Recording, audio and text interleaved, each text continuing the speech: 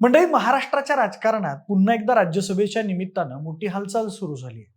कारण केंद्रीय निवडणूक आयोगानं महाराष्ट्रातल्या 7 जागांसह देशातल्या एकूण 37 राज्यसभा जागांसाठी निवडणूक कार्यक्रम जाहीर केला आहे. यासाठी येत्या 26 मार्चला मतदान होणार असून त्याआधीच राज्यातल्या राजकीय पक्षांनी आपापली गणितं जुळवायला सुरुवात केली आहे. या निवडणुकीत राज्यातल्या काही दिग्गज नेत्यांचा कार्यकाळ संपतोय.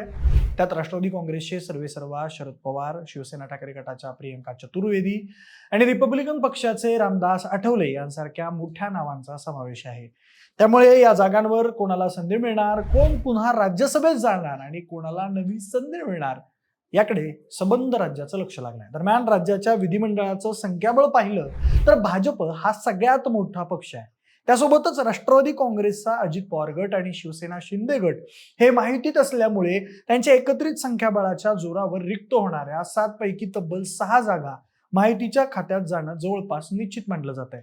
पण खरी लढत आहे ती उरलेल्या एका जागेसाठी, कारण ही एकमेव जागा महाविकास आघाडीच्या वाट्याला येऊ शकते. मात्र ही जागा कोणत्या पक्षाला मिळणार यावरून महाविकास आघाडीतच सध्या अंतर्गत चुरस पाहायला मिळतेय. काँग्रेस, राष्ट्रवादी काँग्रेस, शरद पवार गट आणि शिवसेना ठाकरे गट या तिन्ही पक्षांसाठी जागा प्रतिष्ठेची बनली आहे.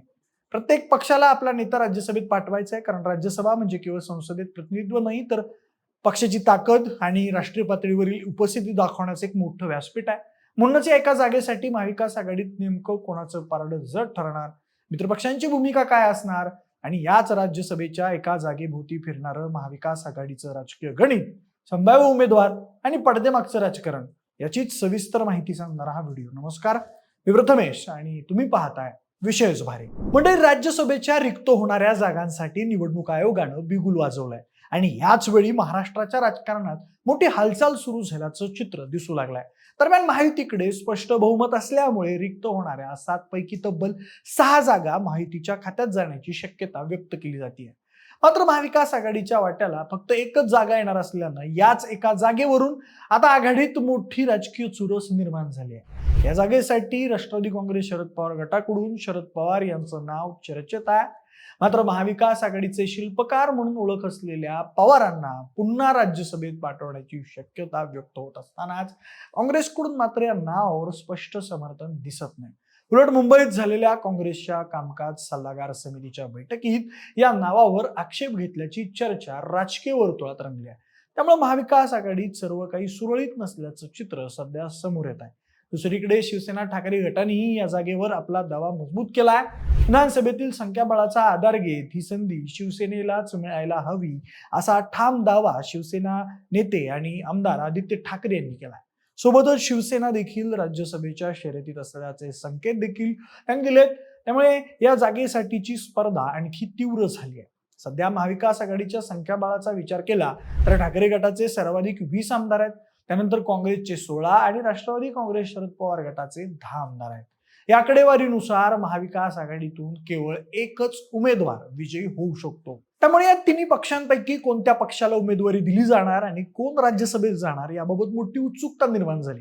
काँग्रेसचे प्रदेशाध्यक्ष हर्षवर्धन सपकाळ यांनी अद्याप याबाबत आघाडीत कोणतीही अंतिम चर्चा झालेली नसल्याचं स्पष्ट केलंय. तर दुसरीकडे शिवसेना पक्षप्रमुख उद्धव ठाकरे यांची विधान परिषदेची मुदत मे महिन्यात संपत असल्यामुळे शिवसेना विधान परिषद आणि राज्यसभा अशा दोन्ही स्तरांवर आपलं राजकीय गणित मजबूत करण्याचा प्रयत्न करत असल्याचं दिसतंय. दरम्यान शरद पवार हे पुन्हा राज्यसभेवर निवडून जाण्यासाठी समीकरण जुळवताना दिसत आहेत. खरं तर 85व्या वर्षी अनेक नेते सक्रिय राजकारणातून निवृत्ती घेतात. त्यामुळे शरद पवार देखील आता राजकारणातून माघार घेतील अशी चर्चा काही काळापासून सुरू होती. मात्र राज्यातली बदललेली राजकीय परिस्थिती आणि पवार कुटुंबातील घडामोडींमुळे ही शक्यता आता दूर गेल्याचं दिसतंय. पवार कुटुंबातील महत्वाचा आधार मानले जाणारे अजित पवार यांच्या अकाली निधनानंतर राज्याच्या राजकारणात मोठी पोकळी निर्माण झाली. अजित पवार हे पवार कुटुंबाचे प्रमुख वारसदार मानले जात होते. त्यांच्या निधनानंतर दोन्ही राष्ट्रवादी काँग्रेस गट पुन्हा एकत्र येतील आणि पक्षाची सगळी सूत्र शरद पवार यांच्या हाती येतील अशी शक्यता व्यक्त केली जात होती. मात्र शरद पवार यांची इच्छा असतानाही अजित पवार यांच्या गटाने स्वतंत्र अस्तित्व कायम ठेवण्याचा निर्णय घेतला. त्यामुळे पवार कुटुंबातील फूट ही कायम राहिली आणि शरद पवार यांना राजकीय दृष्ट्या मोठा धक्का बसला. या परिस्थितीत पवार कुटुंबाचं आणि त्यांच्या गटाचं राजकीय अस्तित्व टिकवून ठेवण्यासाठी शरद पवार यांना सक्रिय राजकारणात राहणं आवश्यक झालंय. याच कारणामुळे ते पुन्हा एकदा राज्यसभेत जाण्याच्या तयारीत असल्याचं बोललं जात आहे. मात्र महाविकास आघाडीची साथ मिळाल्याशिवाय शरद पवार यांचा राज्यसभेचा मार्ग सोपा नाही, हे तितकंच स्पष्ट आहे. कारण महाविकास आघाडीकडे असलेल्या मर्यादित संख्याबळामुळे काँग्रेस आणि शिवसेना ठाकरे गट या दोन्ही पक्षांचा पाठिंबा शरद पवार यांच्यासाठी अनिवार्य ठरणार आहे. त्यांच्या पाठिंब्याशिवाय राज्यसभेची निवडणूक जिंकणं जवळपास अशक्य आहे. त्यामुळे सध्या राजकीय परिस्थिती थोडी गुंतागुंतीची बनली आहे. एकीकडे राष्ट्रवादी काँग्रेसच्या दोन्ही गटांच्या संभाव्य विलिनीकरणाच्या चर्चा अधूनमधून पुढे येत असताना शरद पवार यांना पुन्हा राज्यसभेवर पाठवायचं की नाही याबाबत काँग्रेस आणि शिवसेना ठाकरे गट या दोन्ही पक्षांमध्ये संभ्रमाचं वातावरण निर्माण झाल्याचं दिसतंय. शरद पवार यांच्या दीर्घ राजकीय कारकिर्दीकडे पाहिलं तर त्यांनी अनेकदा राजकीय परिस्थितीनुसार निर्णय घेतले आहेत. त्यामुळेच भविष्यात ते कोणती भूमिका घेतील याबाबत मित्रपक्षांमध्येही अनिश्चितता आहे. सोबतच महाविकास आघाडीने त्यांना पाठिंबा दिला तर ते आघाडीतच राहून राज्यसभेत जातील. पण जर त्यांना संधी मिळाली नाही तर पुढे ते कोणता राजकीय निर्णय घेतील याबाबत तर्कवितर्कांना उधाण आलंय. याच पार्श्वभूमीवर जर महाविकास आघाडीकडून उमेदवारी मिळाली नाही तर शरद पवार अजित पवार यांच्या राष्ट्रवादी सोबत जाण्याचा पर्याय निवडतील का आणि त्या माध्यमातून माहितीच्या मदतीनं राज्यसभेत जाण्याचा प्रयत्न करतील का असा प्रश्नही राजकीय वर्तुळात उपस्थित केला जातोय. अर्थात सध्याच्या घडीला याबाबत कोणतीही अधिकृत भूमिका समोर आलेली नाही. मात्र राज्यसभेच्या या एका जागेभोवती सुरू असलेल्या राजकीय हालचालींमुळे महाविकास आघाडीत अंतर्गत चर्चांना वेग आला असून येत्या काही दिवसात महाराष्ट्राच्या राजकारणात मोठे निर्णय आणि अनपेक्षित घडामोडी पाहायला मिळू शकतात. म्हणजे राज्याच्या विधानसभेचे सध्याचे संख्याबळ हे 286 इतकं आहे.